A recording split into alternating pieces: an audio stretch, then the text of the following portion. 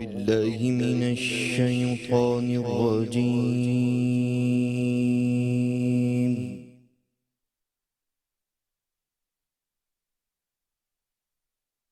بسم الله الرحمن الرحيم.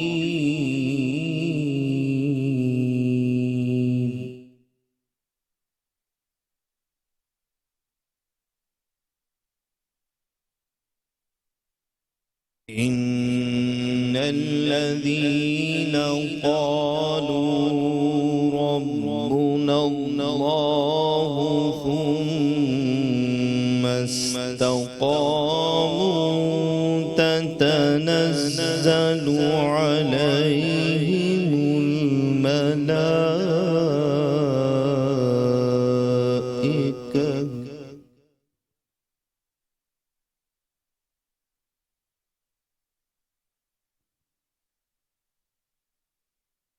تتنزل عليهم الملائكة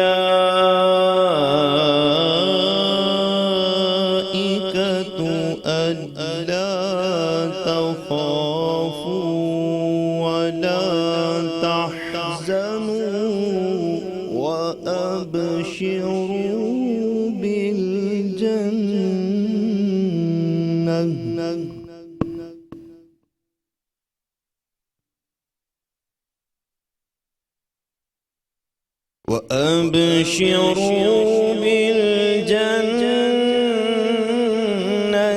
التي كنتم توعدون.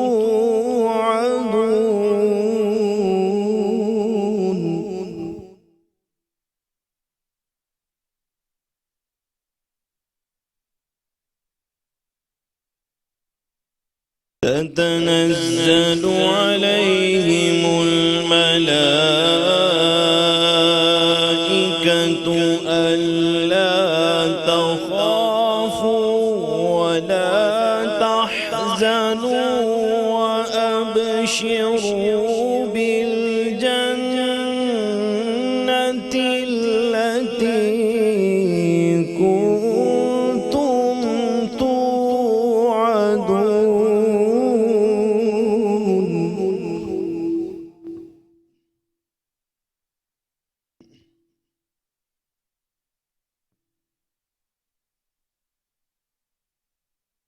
إن الذين قالوا ربنا الله ثم استقاموا تتنزل عليهم الملائكة ألا تخافوا ولا تحزنوا وأبشروا بالجنة التي كنتم توعدون.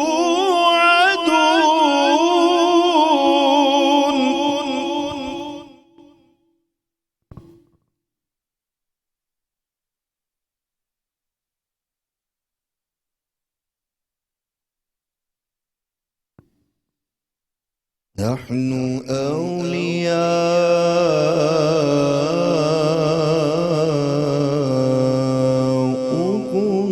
في الحياة الدنيا وفي الآخرة.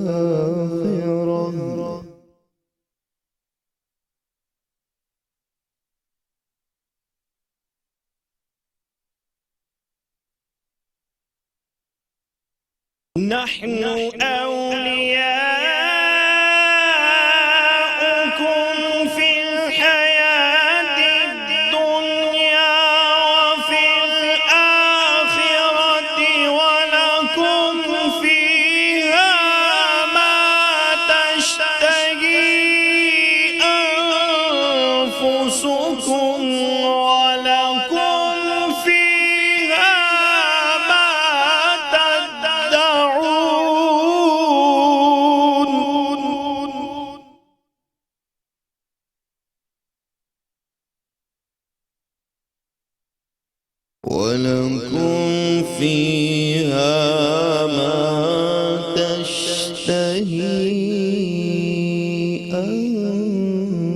أنفسكم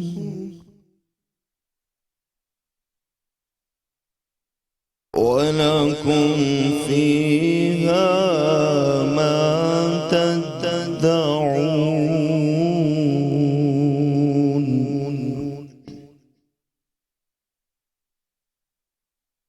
نزلا من غفور رحيم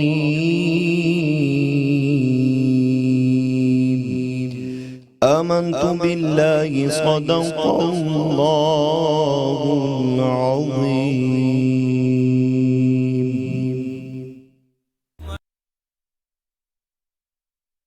خدائے عالم رنگ و بو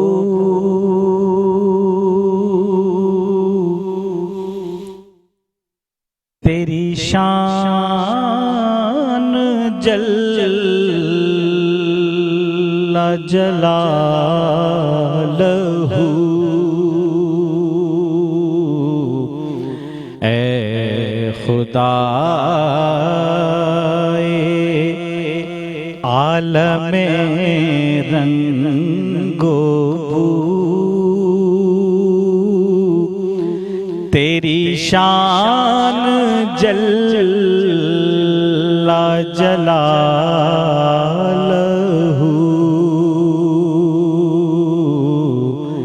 ہے ہر ایک گمان سے بلند تو تیری شان جل جلالہ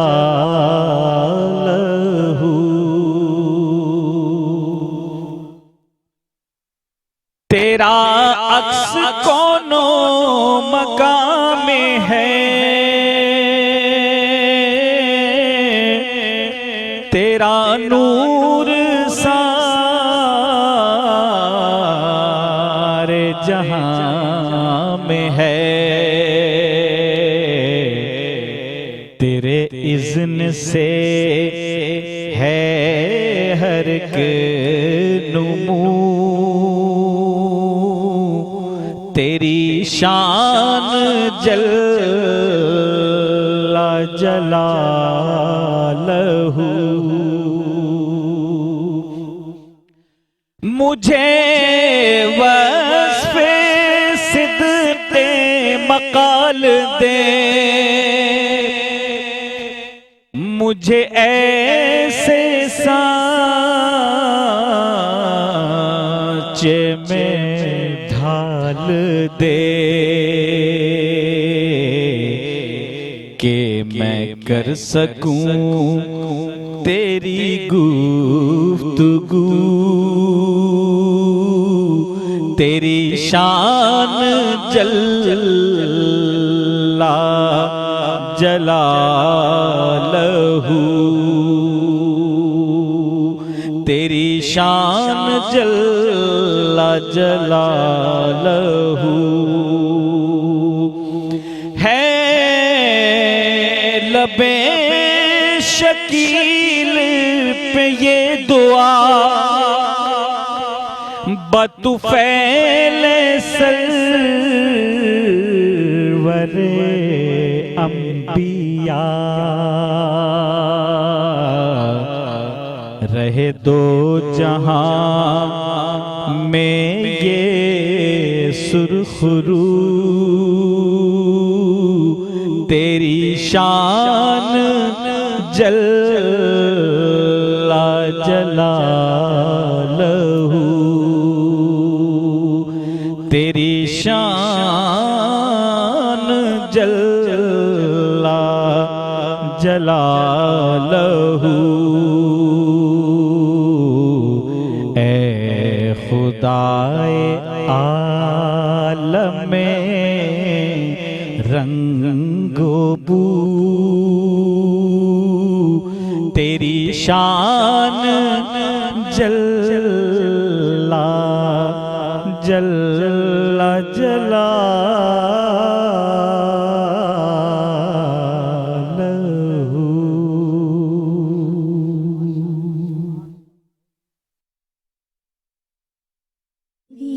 جانب بھی ہو ایک نگاہ کرم اے شفیع الورا خاتم الانبیاء آپ نوری ازل آپ شمع حرم آپ شمس الضحیٰ خاتم الانبیاء آپ شمس الضحیٰ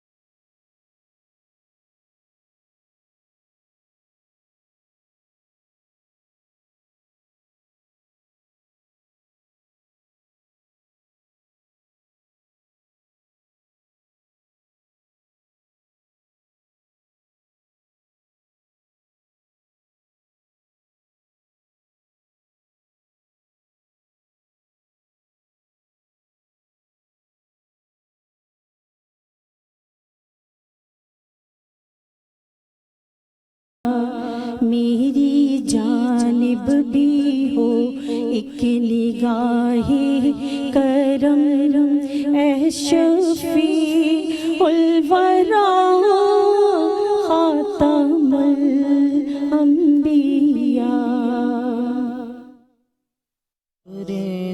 نبیوں کے عہدے بڑے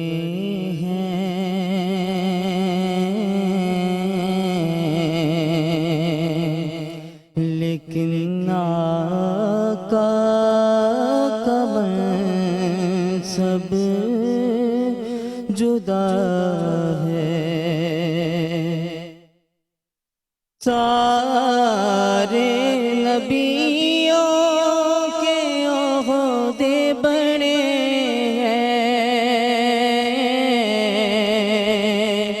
لیکن آقا کا منصب جدا ہے وہ امام صفی انبیاء ہیں ان کا رتبہ بڑوں سے بڑا ہے کوئی لفظوں میں کیسے بتا دے ان کے رتبے کی حد ہے تو کیا ہے کوئی لفظوں میں کیسے بتا دے ان کے رتبے کی حد ہے تو کیا ہے ہم نے اپنے بڑوں سے سنا ہے صرف اللہ ہی ان سے بڑا ہے اور نام جنت کا تم نے سنا ہے، میں نے اس کا نظارہ کیا ہے۔ نام جنت کا تم نے سنا ہے، میں نے اس کا نظارہ کیا ہے۔ میں یہاں سے تمہیں کیا بتا دوں، ان کی نگری کی گلیوں میں کیا ہے۔ میں یہاں سے تمہیں کیا بتا دوں، ان کی نگری کی گلیوں میں کیا ہے۔ سارے نبیوں کے عہدے بڑے ہیں، لیکن آقا کا منصب جدا ہے۔ السلام علیکم ناظرین، میٹرو ون نیوز کی خصوصی نشریات رمضان الکریم، اس کے ساتھ میں ہوں آپ کا میزبان ڈاکٹر بلند اقبال۔ ناظرین، آج 17 رمضان المبارک کی ٹرانسمیشن لے کر آپ کے سامنے حاضر ہوئے ہیں، اور آج 17 رمضان المبارک کے حوالے سے آج کی خاص خصوصیت جو ہے وہ ہے غزوہ بدر، اور غزوہ بدر جس میں کہ اللہ تعالیٰ نے مسلمانوں کو کامیابی سے ہمکنار کیا، اور جوغ تر جوغ فرشتے زمین پر اترے، مسلمانوں کی مدد کی اور مسلمانوں کو کامیابی حاصل ہوئی۔ حالانکہ 313 مسلمان، یہ مٹھی بھر مسلمان جن کے سامنے کفار کا ایک بڑا لشکر تھا جو جنگی ساز و سامان سے پوری طرح لیس تھے، لیکن اس غزوہ میں تمام لوگوں نے دیکھا کہ مسلمانوں کو اللہ تعالیٰ نے جس طرح کی کامیابی دی، اور کفار مکہ کے بڑے بڑے سرداروں کو مسلمانوں کے چھوٹے چھوٹے بچوں کے ہاتھوں سے واصل جہنم کرایا۔ ناظرین، غزوہ بدر جو ہے وہ ایک اسلامی تاریخ میں اس لیے بھی اہمیت رکھتا ہے کہ جب رسول اللہ صلی اللہ علیہ وآلہ وسلم نے اس جنگ سے قبل دعا فرمائی اللہ تعالیٰ سے اپنے دست مبارک بلند فرما کے، تو آپ صلی اللہ علیہ وآلہ وسلم کی چادر مبارک تک نیچے گر گئی، یعنی اس قدر آپ صلی اللہ علیہ وآلہ وسلم نے ہاتھ بلند فرما لیے تھے، اور آپ کے آنسو مبارک جو آپ کے رخسار مبارک سے بہہ رہے تھے، اور آپ اللہ تعالیٰ سے یہ فریاد کرتے ہیں کہ یا اللہ، یہ چند مٹھی بھر مسلمان جو ہیں تیرے نام لیوائے ہیں، آج اگر یہ اس دنیا میں باقی نہ رہے یا انہیں فتح حاصل نہ ہوئی تو پھر اس دنیا میں تیرا نام لینے والا کوئی نہ رہے گا۔ بہرحال اللہ تعالیٰ نے اس طرح سے مسلمانوں کو کامیابی دی جس کی تاریخ میں مثال ہی نہیں ملتی، اور اس کے بعد پھر اسلام کو بہت زیادہ پھلنے پھولنے کا موقع ملا۔ ناظرین، اس حوالے سے ہم گفتگو کریں گے۔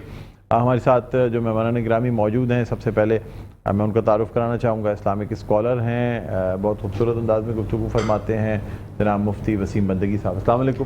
وعلیکم السلام ورحمۃ اللہ۔ خیریت سے ہیں آپ؟ فضل اللہ کا شکر، اللہ کا مالک۔ ناظرین، اس کے علاوہ ہمارے ساتھ ایک اور اسلامک اسکالر موجود ہیں، یہ بھی روزانہ ہمارے ساتھ موجود ہوتے ہیں، ہماری ٹیم کا حصہ ہیں، مفتی ابو ذر غفاری صاحب۔ السلام علیکم۔ وعلیکم السلام۔ کیا حال ہے مفتی صاحب؟ خیریت سے ہیں؟ الحمدللہ، شکریہ، بہت بہت شکریہ، جزاک اللہ۔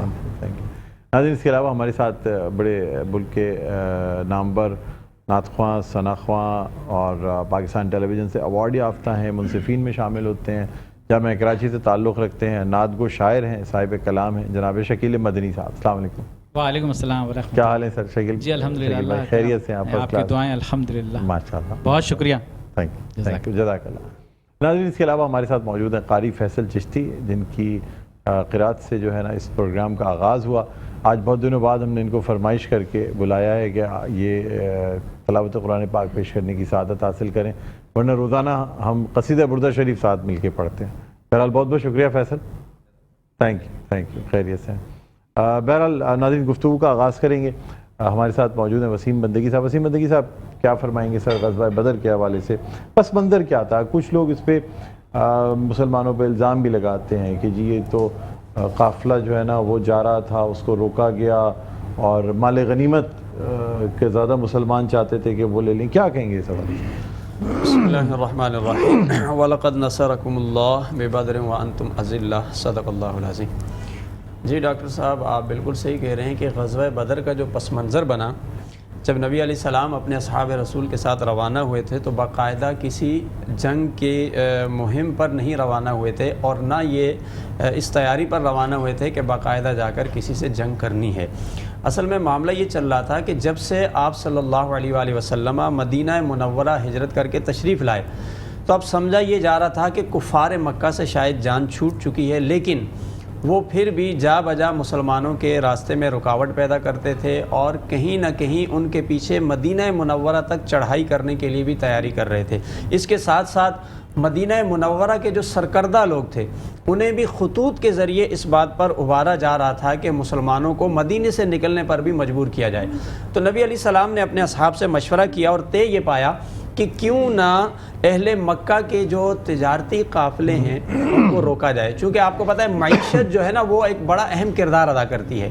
تو یہ باقاعدہ ایک پلاننگ تھی کہ ان کی معیشت کو تھوڑا سا جو ہے کمزور کیا جائے تاکہ ان کی توجہ پھر مسلمانوں پر جو ہے نا وہ جو چڑھ دڑنے کی اور دشمنی کرنے کی اور جنگ کی اور تنگ کرنے کی جو ان کے منصوبے ہیں وہ سب ذرا ناکام ہو جائیں۔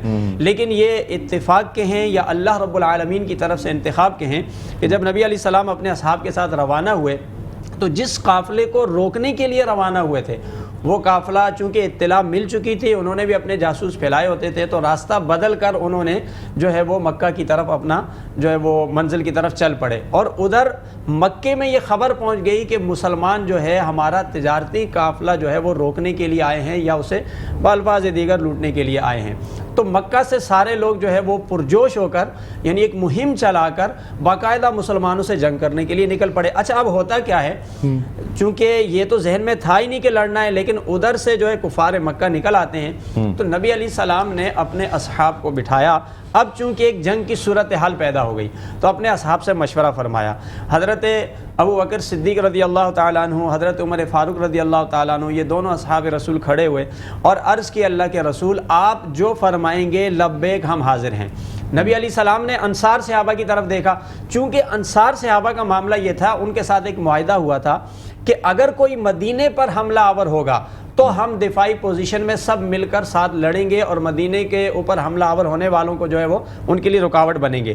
اب معاملہ یہ آ گیا تھا کہ مدینے سے باہر نکل کر میدان بدر کے اندر لڑنا ہے، تو آپ نے انصار صحابہ کی طرف دیکھا کہ ان کی طرف سے کیا جواب آتا ہے۔ تو حضرت سعد رضی اللہ تعالیٰ عنہ جو انصار کے سردار تھے، انہوں نے جب دیکھا کہ رسول اللہ ان سے مخاطب ہیں تو انہوں نے عرض کی اللہ کے رسول اگر آپ حکم کریں گے تو ہم سمندر میں بھی چھلانگ لگا دیں گے۔ حضرت مقداد رضی اللہ تعالیٰ عنہ انصار صحابہ میں سے، انہوں نے بھی عرض کی کہ اللہ کے رسول آپ حکم فرمائیں، آپ ہمیں ان لوگوں میں نہیں پائیں گے کہ جو موسیٰ علیہ السلام کے ساتھی تھے، جو یہ کہتے تھے کہ آپ اور آپ کا رب جا کر لڑے۔ اس لیے اعلیٰ حضرت نے اس مقام پر یہ کہا کہ حسن یوسف پہ کٹی مصر میں انگشت زنا، سر کٹاتے ہیں تیرے نام پہ مردان عرب۔ تو یہاں پر سب نے کہا کہ ہم اپنی جان لٹا دیں گے۔ نبی اکرم صلی اللہ علیہ وسلم نے جب یہ اپنے اصحاب کا جذبہ دیکھا تو انہیں داد بھی دی، ان کے لیے دعائے خیر بھی فرمائی۔ پھر یہاں سے آگے قافلہ چل پڑتا ہے میدان بدر کی طرف۔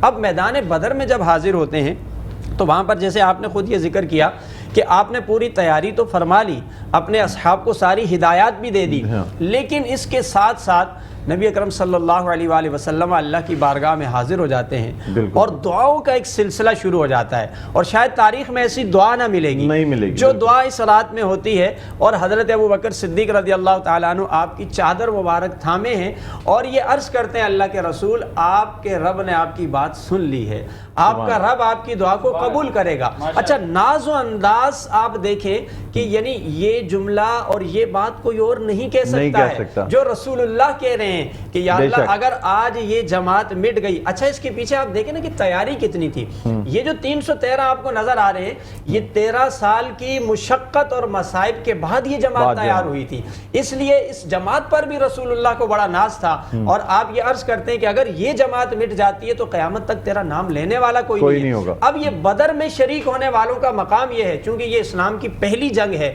اور اسی کو قرآن نے یوم الفرقان کہا ہے، یعنی حق اور باطل میں فرق کرنے والا یہ دن تھا۔ مسلمانوں کی قوت دوسروں پر بڑی، مسلمانوں کو باقاعدہ اس میں تسلیم کیا گیا. اور بدر میں شریک ہونے والے اصحاب کے بارے میں اللہ کے رسول نے فرمایا کہ اے اصحاب بدر، آج کے بعد تم جو چاہو کرو، اب تم سے کوئی پوچھ گچھ نہیں ہوگی. ہمارے بزرگوں نے ایک بڑی زبردست بات کہی ہے جو میں ناظرین تک بھی پہنچانا چاہتا ہوں کہ میدان بدر میں حاضر ہونے والے ہر صحابی کا یہ مقام ہے. ہمارے بزرگوں نے لکھا ہے کہ اگر کوئی شخص یہ چاہتا ہو کہ اس کی دعا قبول ہو جائے تو غزوہ بدر میں شریک اصحاب رسول کے نام لے کر اگر دعا مانگے گا تو اللہ اس کی دعا بالکل بے شک. جو دعائیں ہوتی ہیں اس میں کہا جاتا ہے شہدائے بدر کے وسیلے سے ہماری یہ مراد پوری کر دے، یہ اکثر دعا مانگی جاتی ہے. اچھا مفتی افضل الغفاری صاحب، اب ذرا کچھ مجھے آپ غزوہ بدر کا احوال سنائیے گا، کس طریقے سے رسول اللہ صلی اللہ علیہ وآلہ وسلم نے جو حکمت عملی اپنائی اور جس میں یعنی جو جگہ کا انتخاب کیا گیا، اس سے بارش سے اس پہ کیا فرق پڑا، مسلمانوں کو کس طریقے سے مدد حاصل ہوئی. بسم اللہ الرحمن الرحیم. بہت بہت شکریہ ڈاکٹر صاحب، ماشاءاللہ مفتی صاحب نے بہترین تمہید باندھی ہے. بالکل باندھی ہے. تو اللہ رب العزت قرآن پاک میں ارشاد فرماتے ہیں وَلَقَدْ نَصَرَكُمُ اللَّهُ بِبَدْرٍ وَأَنْتُمْ أَذِلَّةٌ فَاتَّقُوا اللَّهَ لَعَلَّكُمْ تَشْكُرُونَ. اب اس کی تمہید یہ ہے، حضور کریم صلی اللہ علیہ وسلم اپنی عبادتوں میں مدینہ منورہ میں مصروف تھے اور کفار مکہ کا جو قافلہ تھا ابو سفیان کی سربراہی میں وہ جا رہا تھا، تو اسی کے لیے ہی قافلے کو بھیجا آپ صلی اللہ علیہ وسلم نے. پھر اس کے بعد کفار نے جب یہ دیکھا کہ بھئی مسلمان تو ہمارے مقابلے میں آ رہے ہیں، وہ تو پہلے سے ہی دشمن تھے، تو انہوں نے پھر 1000 کا لشکر بھیجا بما ساز و سامان کے، اور آپ صلی اللہ علیہ وسلم کی جماعت صرف 313 تھی. جیسا مفتی صاحب نے فرمایا کہ آپ صلی اللہ علیہ وسلم نے صحابہ اکرام سے مشورہ کیا، حضرت ابو بکر سے، حضرت عمر سے، اسی طرح دیگر صحابہ اکرام سے، حضرت عبادہ رضی اللہ عنہ سے. تو انہوں نے کیا فرمایا؟ انہوں نے فرمایا اے اللہ کے نبی، ہم حضرت موسیٰ علیہ السلام کی امت میں سے نہیں ہیں کہ انہوں نے کہا تھا ان کی امت نے انت وربک فقاتلا انا ہاہنا قاعدون، کہ آپ اور آپ کا رب جا کے لڑائی کرو، ہم تو یہاں بیٹھے ہیں، بلکہ ہم آپ کے ساتھ ہیں، دائیں سے بائیں سے ہر جگہ سے ہم آپ کی حفاظت کریں گے، جو آپ حکم کریں گے ہم آپ کے ساتھ ہیں. یہ مختصر سا قافلہ لے کر آپ صلی اللہ علیہ وسلم مدینہ منورہ سے 80 میل کے فاصلے پر میدان بدر واقع ہے. وہاں پر آپ صلی اللہ علیہ وسلم تشریف فرما ہوئے، تمام مشورے سے وہاں سے کفار کا لشکر، عتبہ، شیبہ، ابو جہل جو کفار کا بڑا جو ان کا سردار تھا، آپ نے فرمایا کہ ہر قوم کا، ہر امت کا ایک فرعون ہوتا ہے، میری امت کا فرعون ابو جہل ہے. تو وہ 1000 کا لشکر بما ساز و سامان کے لے کر آیا، اور مسلمانوں کے پاس، صحابہ اکرام کے پاس صرف 2 گھوڑے تھے. یہ آپ حال دیکھیے، صرف 2 گھوڑے، اس کے علاوہ کچھ نہیں ہے، کچھ بھی نہیں. 313 چلے تھے تم مسلمانوں، انہی ماضی کی راہوں پہ پلٹ جانے کا وقت آیا. حضرت ابو بکر نے، حضرت عمر رضی اللہ عنہ نے ان کا مقابلہ کیا.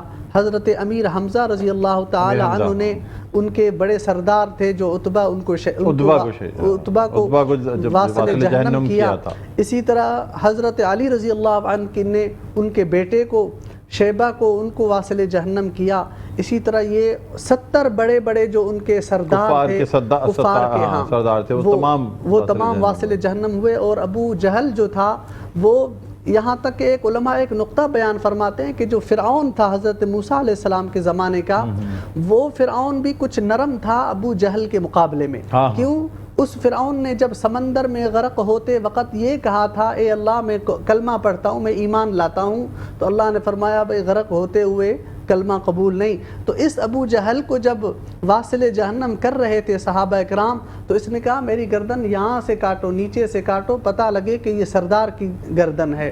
تو 70 کفار کے بڑے بڑے جو ہے 70 وہ واصل جہنم ہوئے، اور اسی طرح 70 جو ہے وہ قیدی بنائے گئے. اور یہ واحد غزوہ تھا جو اسلام کی بنیاد پڑی. اس سے آگے پھر جو ہے غزوات کا ایک، اس میں رسول اللہ صلی اللہ علیہ وسلم نے باقاعدہ اپنی چھڑی سے لکیریں بنا دی تھیں کہ ایسا ہی ہے، لکیریں کس کو واصل جہنم کیا جائے گا، کس کو کہاں واصل جہنم کیا جائے گا. یعنی جب دعا قبول ہو گئی تھی اس وقت پھر بڑا اس میں اصل میں وسیع، اس کے اندر بہت سے پہلو ہیں، اور چشم فلک نے شاید ایسے نظارے کبھی نہ دیکھے ہوں. جیسے آپ نے ایک واقعے کی طرف اشارہ کیا، اس کی طرف بھی میں آتا ہوں.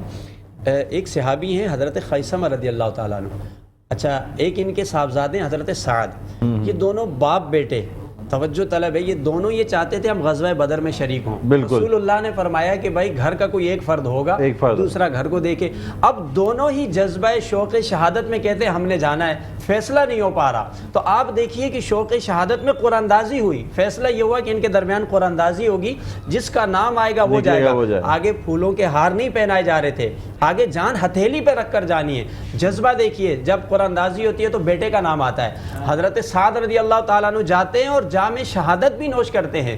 وہیں پر رسول اللہ کا یہ عظیم معجزہ بھی سامنے آتا ہے کہ اللہ نے آپ کو علم غیب سے نوازا. حضرت عمر فاروق رضی اللہ تعالیٰ عنہ فرماتے ہیں کہ جنگ سے ایک دن پہلے آپ نے اپنی چھڑی مبارک سے زمین پر نشانات لگائے اور ناموں کا تذکرہ فرمایا کہ اس مقام پر فلاں مرے گا، اس مقام پہ فلاں مرے گا. صحابہ فرماتے ہیں کہ دوسرے دن جہاں رسول اللہ نے نشان لگایا تھا وہیں ذرہ بر فرق نہیں تھا. دیکھیے رسول اللہ کو اللہ نے پہلے سے علم عطا فرمایا. اچھا یہیں سے ایک اور بات بھی ہے کہ جب کفار مکہ جن کو مار دیا گیا تھا انہیں ایک کنویں میں ڈالا گیا تو رسول اللہ ان کے اس کنویں پر کھڑے ہو کر خطاب فرمانے لگے.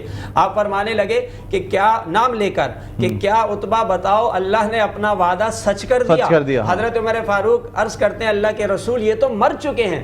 رسول اللہ نے فرمایا یہ تم سے زیادہ سنتے ہیں، صرف یہ ہے کہ جواب نہیں دے سکتے. نہیں بالکل. اور پھر ایسے معجزے ہوئے کہ رسول اللہ نے ایک صحابی کی آنکھ جو باہر نکل آئی، رسول اللہ نے اپنا لعاب دہن لگا کے اسے لگا دیا. ایک صحابی کا کہ کندھا جو ہے پورا بازو کندھے سے الگ ہو گیا، وہ جوڑ دی. مطلب ایسی چیزیں، ایسے معجزے ناظرین کی واقعی عقل جہاں دنگ رہ جاتی ہے وہی معجزہ کہلاتا ہے. اور یہ ہماری اسلامی تاریخ ان معجزوں سے بھری پڑی ہے. بہرحال آپ سب لوگوں سے بھی گفتگو جاری رہے گی، لیکن یہاں میں ہمارے ساتھ رضا جعفری صاحب موجود ہیں جن سے میں درخواست کروں گا کہ بارگاہ رسالت میں آپ صلی اللہ علیہ وآلہ وسلم ہدیہ نعت پیش کرنے کی سعادت حاصل کریں، اور اس کے بعد پھر ہم بریک پہ جائیں گے. ہے میرے دل میں بسا مولا حسن آپ کا نام، ہے میرے دل میں بسا مولا حسن آپ کا نام، ہے سب دکھوں کی دوا مولا حسن آپ کا نام، ہے میرے دل میں بسا مولا حسن آپ کا نام. چھپا لیا مجھے دامن میں اپنے یزدان نے، چھپا لیا مجھے دامن میں اپنے یزدان نے، ہے جب بھی میں نے لیا مولا حسن آپ کا نام، ہے جب بھی میں نے لیا مولا حسن آپ کا نام.